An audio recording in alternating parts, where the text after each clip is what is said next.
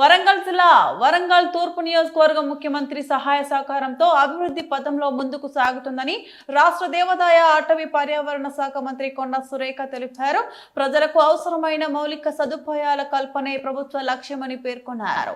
వరంగల్ తూర్పు నియోజకవర్గంలోని 27, 32, 41 డివిజన్ల పరిధిలోని సిరంగి రాజారాం తోట ఉర్సు లేబర్ కాలనీలో సుమారు 4 కోట్ల రూపాయల నిధులతో చేపట్టనున్న అభివృద్ధి పనులకు మంత్రి కొండా సురేఖ శంకుస్థాపన చేశారు.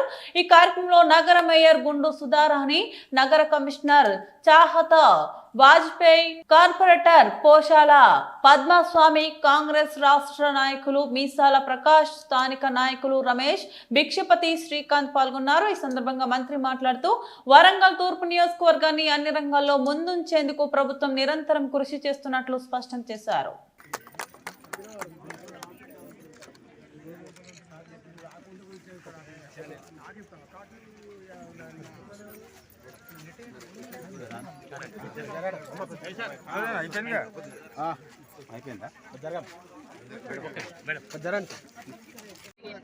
ముఖ్యంగా 27వ డివిజన్లో 50 లక్షలతోటి మరి అప్పనికుంట ఇంటర్నల్ రోడ్స్, అదేవిధంగా డ్రైన్స్, మరి అదేవిధంగా 41వ డివిజన్లో సీసీ రోడ్స్ ఇంటర్నల్ డెవలప్మెంట్ కోసం అని 50 లక్షలు, 41 డివిజన్లో కన్స్ట్రక్షన్ ఆఫ్ బాక్స్ డ్రైను మరియు ఇతర డెవలప్మెంట్ యాక్టివిటీస్కి 60 లక్షలు, 32వ డివిజన్లో అదేవిధంగా సీసీ రోడ్డు ఇంటర్నల్ డెవలప్మెంట్ కోసం 50 లక్షలు, 38వ డివిజన్లో కన్స్ట్రక్షన్ ఆఫ్ మరి మోటు, ఇదొకటి మోట్ వరంగల్లో, ఇది 20 లక్షలు, మొత్తం కలిపి కూడా 2 కోట్లు, ఇవన్నీ కూడా మొత్తము 4 కోట్ల 10 లక్షలతోటి ఈరోజు వివిధ మరి డివిజన్లలో డెవలప్మెంట్ కార్యక్రమాలు చేయడం జరుగుతూ ఉంది. ముఖ్యంగా గతంలో నేను ఎమ్మెల్యేగా ఉన్నప్పుడు వేసిన రోడ్ల తర్వాత రోడ్స్, డ్రైన్స్ అన్నీ కూడా ఈరోజు మరి పనికి రాకుండా పోయిన సందర్భంలో మళ్ళీ మేయర్ గారు, కమిషనర్ గారు, లోకల్ కార్పొరేటర్స్, లోకల్ లీడర్ల సహకారంతో ఎక్కడెక్కడ అవసరం ఉన్నాయో అక్కడ వాళ్ళతోటి మరి రిప్రజెంటేషన్స్ తెప్పించుకొని ఎస్టిమేషన్స్ ప్రిపేర్ చేసి మరి వరంగల్ ఈస్ట్లోని ప్రతి డివిజన్లో ఉన్నటువంటి ప్రాబ్లమ్స్ సాల్వ్ చేయడానికి ఈరోజు ముందుకెళ్ళడం జరుగుతూ ఉంది.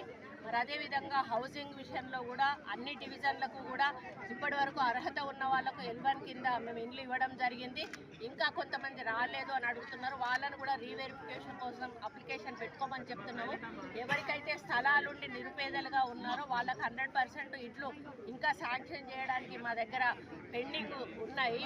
అదేవిధంగా ఎవరికైతే స్థలం లేదో వాళ్ళకు డబుల్ బెడ్రూమ్ హౌసింగ్ కింద మరి సెలెక్ట్ చేయడానికి మేము ఒక గైడ్ లైన్స్ ప్రిపేర్ చేస్తున్నాము.